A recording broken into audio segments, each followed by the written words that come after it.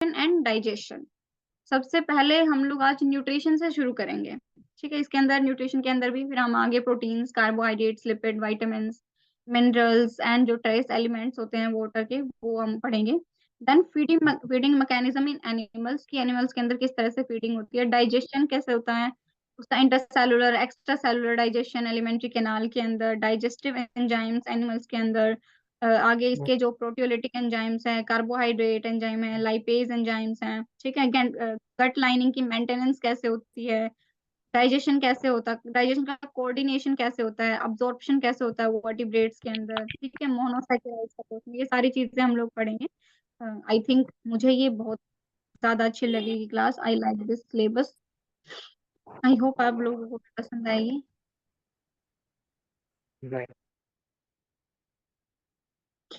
Then हम start कर लेते हैं न्यूट्रिशन एंड डाइजेशन से। पहले तो मुझे ये बताओ, न्यूट्रिशन से क्या समझते हो आप लोग। डाइजेशन का तो हम बाद में डिस्कस करेंगे, पहले हम न्यूट्रिशन के बारे में बात कर लेते हैं। What is nutrition and why it is necessary, you can say. जल्दी बताओ भाई, सेकंड ईयर वालों कौन बताएगा।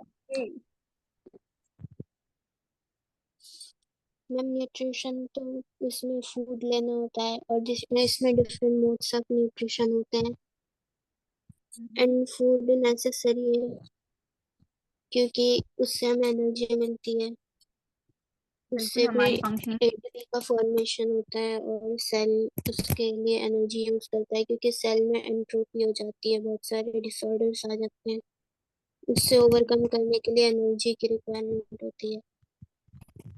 अच्छा।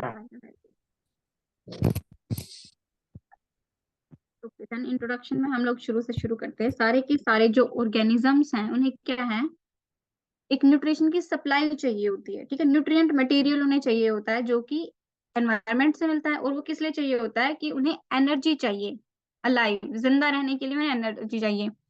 You will recall from the compulsory course on the environmental studies that animals are heterotrophs because they depend on already synthesized organic compounds from plant and other animals to obtain their food, ठीक है।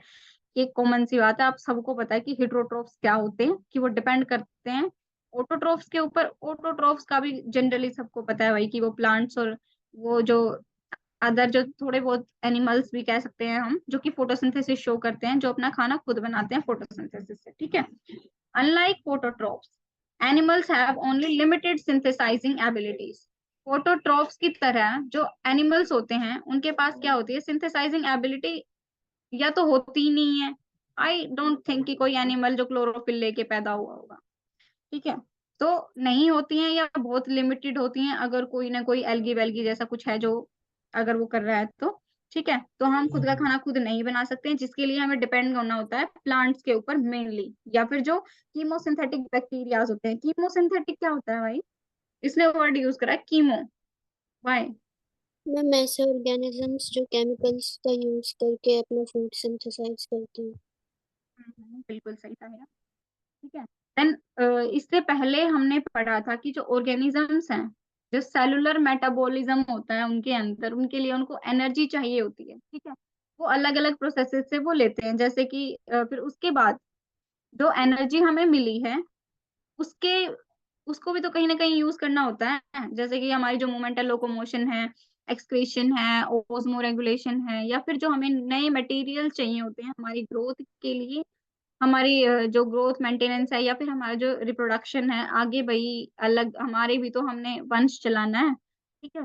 तो इन चीजों के लिए भी तो क्या है, हमें अलग अलग न्यूट्रिशन चाहिए होता है एक टाइप से, ताकि हमारी बॉडी के अंदर हमारी जो मेटाबॉलिक वो चल रही है, रिएक्शन चल रही हैं, उनसे हमें एटीपी मिल सके, हम अपने ये सारी मूवमेंट्स को फॉलो कर सकें। Then, to provide energy for these processes, raw material or you can say nutrients are required which are supplied by the food. Basically, food जो है वो हमारे लिए काम करता है source of nutrients. In addition, animals require certain amino acids. अभी nutrients के अंदर भी हमें क्या चाहिए, अमाइनो एसिड्स चाहिए, विटामिन चाहिए, मिनरल्स चाहिए, प्रोटीन्स चाहिए, ठीक है। लेकिन कुछ ऐसी चीजें हैं जो हमारी बॉडी सिंथेसाइज करवा देती है, लेकिन कुछ ऐसी भी हैं जो हमें बाहर एनवायरनमेंट से ही लेनी होती हैं, जैसे कि amino acid, vitamin and mineral. ये जो कुछ चीजें हैं जो हमारी बॉडी है इनको सिंथेसाइज नहीं करवा पाती है। The study of the nutrition involves both the need for food to provide energy and need for specific food component for various other activity of the body। ठीक है, जो न्यूट्रिशन इन्वॉल्व करता है फूड के अंदर वो क्या करता है, हमारी बॉडी को एनर्जी प्रोवाइड करता है और बाकी जो कंपोनेंट हमारी बॉडी को चाहिए लाइक विटामिन्स जो है वो हमें एनर्जी प्रोवाइड करते हैं। ठीक है, उसके साथ साथ यूज करें अमाइनो एसिड। अमाइनो एसिड भी हैं, अगर आप लोगों को याद हो तो ये हमारे डीएनए का बहुत इंपॉर्टेंट पार्ट होते हैं। ठीक है, then the process by which animal acquire and ingest their food is referred as feeding. ठीक है, फीडिंग क्या होता है ये बात सबको पता है भाई, हम खाते हैं या फिर फीड करते हैं किसी चीज को। ठीक है, तो वो क्या है, कोई भी एनिमल जिससे फूड वो क्या करता है, एक्वायर करता है या इंजेस्ट कर लेता है अपनी बॉडी के अंदर, वो फीडिंग है। Diverse type of feeding mechanism have been evolved by different group of animals. अभी हम फर्स्ट ईयर वाली क्लास में जैसे हम लोग पढ़ रहे थे क्लासिफिकेशन हुआ है, अभी थोड़ी देर पहले ही हमने क्लासिफिकेशन करा है। ठीक है, उसके बाद हमने क्या करा, एनिमल्स को अलग अलग ग्रुप में रख दिया। तो उन अलग अलग ग्रुप को हमने रखा है डिपेंड ऑन देयर फंक्शनिंग, कि वो किस तरह से फंक्शन परफॉर्म करते हैं। गाइस एक इम्पोर्टेंट इन्फॉर्मेशन है दैट कि थोड़ी देर बाद ही ये मीटिंग एंड हो जाएगी।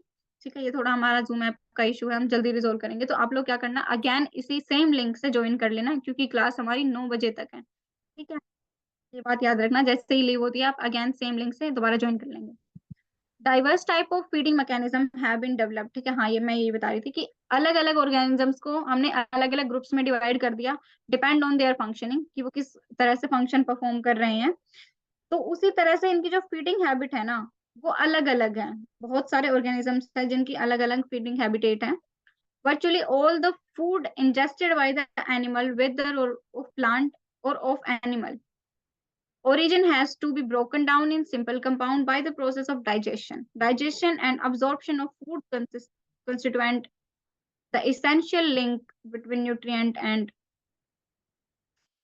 metabolism। ठीक है, कि जो सारा का सारा खाना है हम खाते हैं उसका सबसे रास्ता सॉरी जो एक ही काम है उसका, एनिमल का जो भी वो है प्रोडक्ट है हमने खाया है या प्लांट का कोई भी प्रोडक्ट हमने खाया है, वो जाके हमारी बॉडी के अंदर एक ही प्रोसेस से ब्रेक डाउन हो जाना है